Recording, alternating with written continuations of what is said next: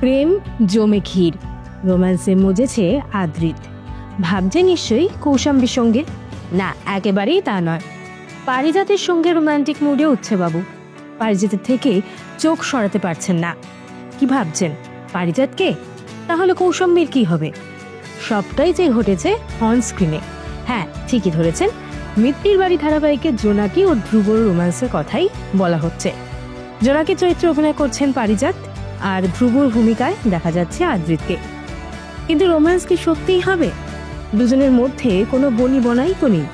তবে ধারাবাহিকের প্রোমো বলছে একেবারে অন্য কথা। ফুলশয্যার রাতে দুজনের রোম্যান্টিক মোমেন্ট ক্যামেরাবন্দি হয়েছে। ধারাবাহিকের প্রোমোতে দেখা যাচ্ছে ফুলশয্যার রাত, সারাক্ষণ শাড়ি গয়না পরে থাকতে থাকতে বিরক্ত হয়ে গিয়েছে জোনাকি। এমন সময় ঘরে আসে ধ্রুব। ঠাম্মির কথায় জোনাকি তাকে দুধের গ্লাস দেয়। তারপরই ব্যাকগ্রাউন্ডে বাজতে শুরু করে ইন লামহোকে দামন রে।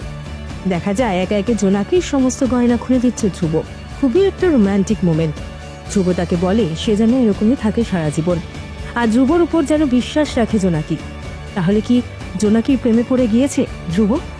সে তো আগামী পর্বগুলোতেই দেখা যাবে। আপাতত এই ফুলশয্যার এপিসোডটি সম্প্রচারিত হবে আজ, অর্থাৎ 6 জানুয়ারি।